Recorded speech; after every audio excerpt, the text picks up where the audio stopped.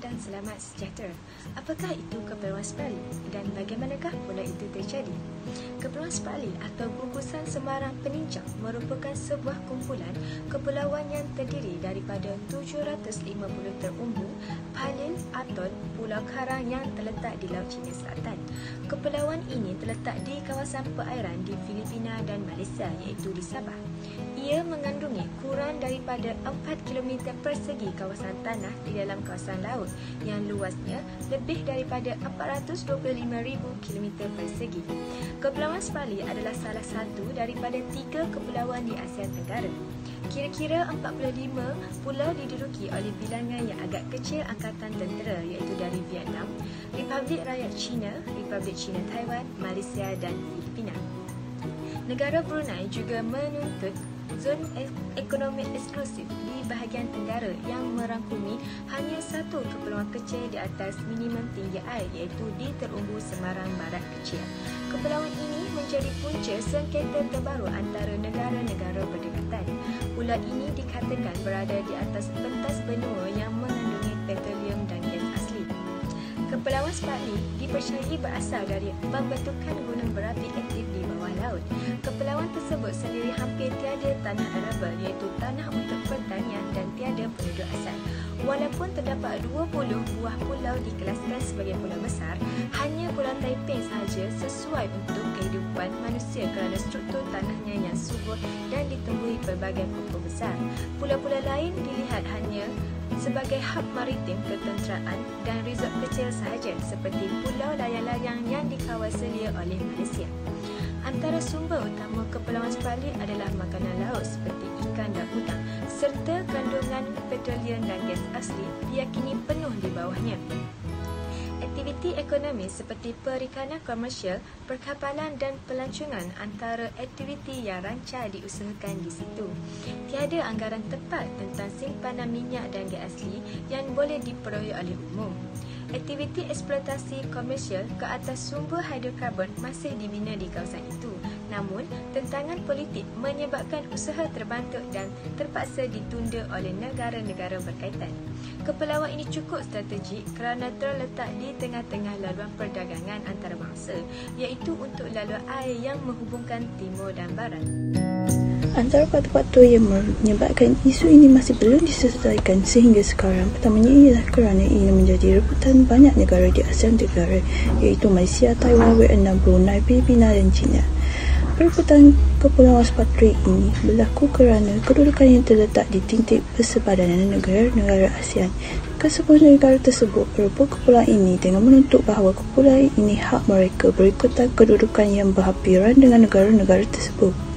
Hal ini juga dikukuhkan lagi dengan status kepulauan tersebut sendiri yang tidak berpenghuni dan dimiliki secara mutlak oleh kuasa-kuasa lain. Sehingga kini, status kepulauan ini ialah terah nilai yang bermaksud hak sesebuah negara lain untuk menguasainya atas dasar ia tidak dimiliki oleh mana-mana kuasa lain. Malahan, perebutan yang berlaku antara negara-negara tersebut juga dikukuhkan lagi dengan keadaan kedudukan Kepulauan Spratly yang berada di Laut Cina Selatan yang merupakan laluan utama perdagangan antarabangsa. Kepulauan Spratly berhubung langsung dengan Kepulauan Indonesia, Selat Melaka, Selat Sunda dan Lautan Pasifik sehingga menjadikan kawasan itu mempunyai potensi konflik sekaligus potensi kerjasama peringkat antarabangsa. Selain itu, Kepulauan Spratly merupakan gugusan pulau-pulau kecil yang kaya dengan sumber mineral. Di sebalik 342 pulau-pulau kecil Kepulauan Spratly terkandung sumber-sumber alam yang amat bernilai, antaranya sumber petroleum yang mengandungi 17.7 milion tan yang diakibatkan mampu menjadi telaga minyak ketiga terbesar di dunia. Faktor kekayaan sumber petroleum telah merancakkan proses perebutan kepulauan ini atas dasar kepentingan ekonomi kepada negara-negara yang memilikinya.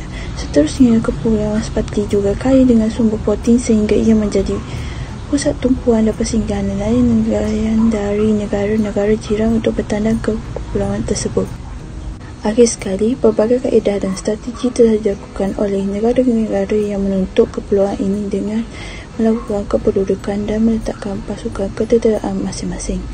Tetapi lebih jauh, masing-masing negara bukan sahaja berani melakukan kependudukan di Kepulauan Spratly, tetapi juga berani menunjukkan tanda-tanda penerakan kepulauan-kepulauan tertentu di Kepulauan Spratly dengan mengibarkan bendera, menduduki dan membina benteng.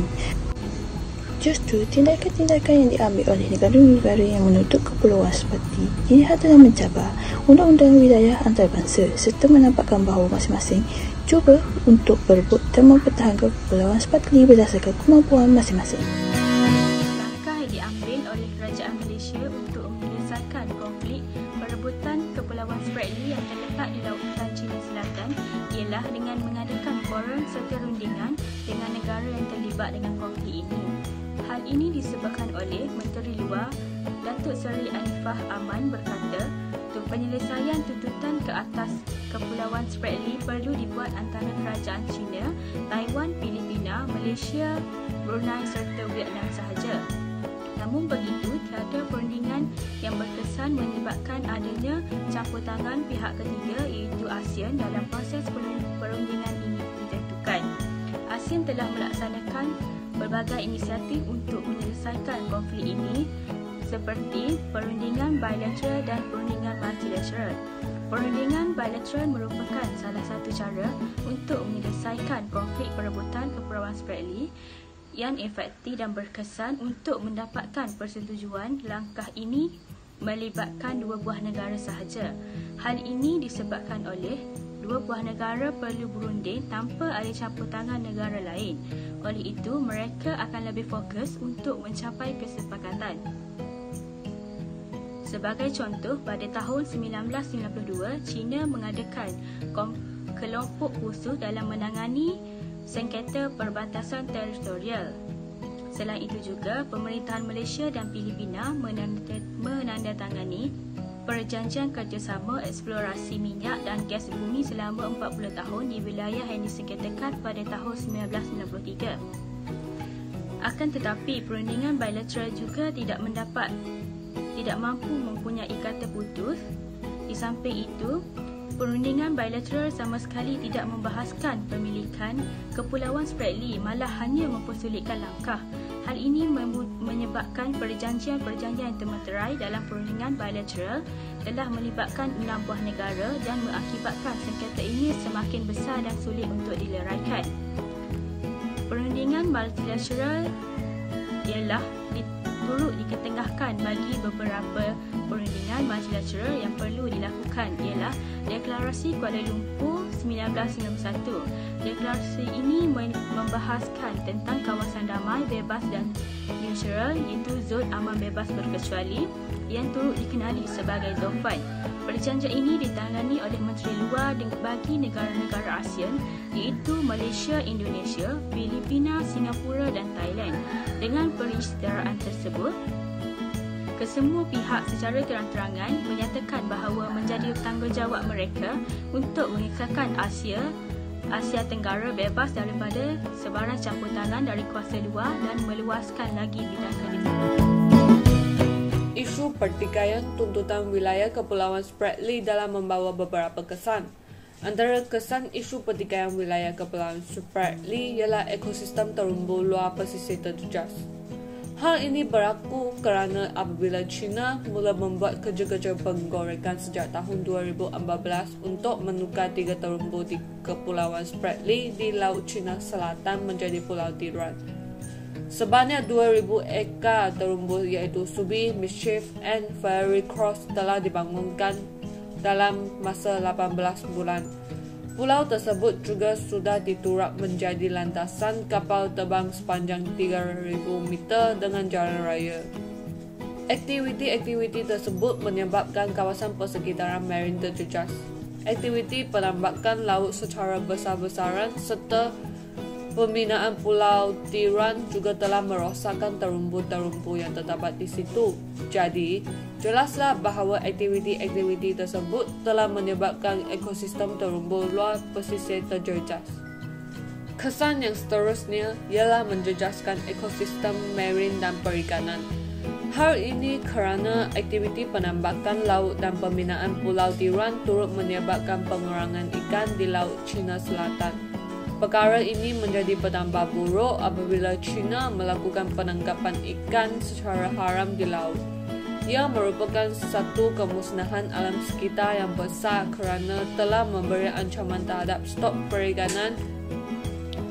Pengabaian negara China terhadap persekitaran marine bukan sahaja menimbulkan perubahan dramatik dalam struktur dan fungsi semula jadi terumbu karang dan atolls, tetapi juga memutuskan hubungan ekologi antara sistem terumbu dan Laut Cina Selatan.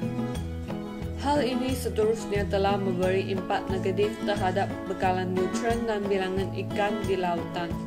Selain itu, amalan memancing yang dilakukan secara meluas juga telah memusnahkan ekosistem laut dan mengurangkan pelbagai spesies terancam yang penting seperti kura-kura laut dan kerang raksasa. Hal ini telah mengurangkan stok ikan di perairan Marine Spratly. Kesan pertikaian wilayah Kepulauan Spratly yang seterusnya ialah menggugat wilayah perairan di Sabah dan Sarawak yang berada di bawah kedaulatan Malaysia apabila tuntutan 9 garis putus ini berlaku. 9 garis putus ini adalah garisan yang ditarik oleh China di Laut Cina Selatan di mana China telah menutup kira-kira 80% dari Laut Cina Selatan.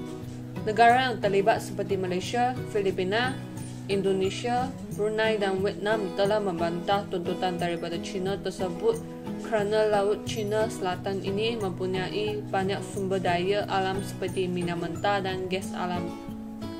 Tuntutan tersebut telah menyebabkan China merasakan perairan ini adalah sepenuhnya milik mereka. Kesan daripada tersebut, pihak berkuasa China dalam membolos perairan bertingpah tinggi Ali yang terletak kira-kira 134 batu nautika atau 250 km daripada Miri pada November 2015. Seterusnya, Tribunal Timbang Tara Antarabangsa PCA telah membuat keputusan menentang tuntutan China ke atas Laut Cina Selatan melalui 9 garis putus. PCA mengesahkan bahawa tuntutan China itu tidak sah di sisi undang-undang antarabangsa. Oleh itu, keputusan PCA ini telah meletakkan Malaysia di kedudukan yang lebih baik untuk memastikan insiden pencerobohan bertingpah tinggi Ali yang terletak di dalam wilayah perairan Malaysia tidak akan berulang. Selain itu, kesan daripada pertikaian wilayah Kepulauan Spratly ialah berlaku beberapa pergolakan antara negara Asia seperti China, Malaysia, Vietnam, Brunei, Filipina dan Taiwan. Secara ringkasnya, konflik yang telah berlaku di Kepulauan Spratly yang melibatkan 6 buah negara iaitu Malaysia, China, Vietnam, Filipina, Taiwan dan Brunei telah muncul dan setiap negara yang terlibat mempunyai rancangan dan agenda tersendiri. Konflik ini telah dicetuskan oleh China iaitu pada tahun 1971 tentang pernyataan pemilikan wilayah tersebut. Peletakannya yang strategik dan juga kekayaan yang dimiliki iaitu berupa gas dan minyak di bumi telah menyebabkan keenaan negara tersebut bermatian demi memperoleh dan memiliki Kepulauan Spratly ini. Sejak tahun 1970, antara usaha dalam menyelesaikan masalah konflik ini adalah melalui perundangan bilateral dan perundangan multilateral. Dalam usaha penyelesaian masalah konflik ini telah berlaku persepakatan iaitu kerjasama pengelolaan wilayah Kepulauan Spratly dan juga berlaku pembahagian sumber alam. Walau bagaimanapun, jika tiada persepakatan tentang hak pemilikan wilayah Kepulauan Spratly ini, konflik yang timbul tidak akan selesai dengan mudah.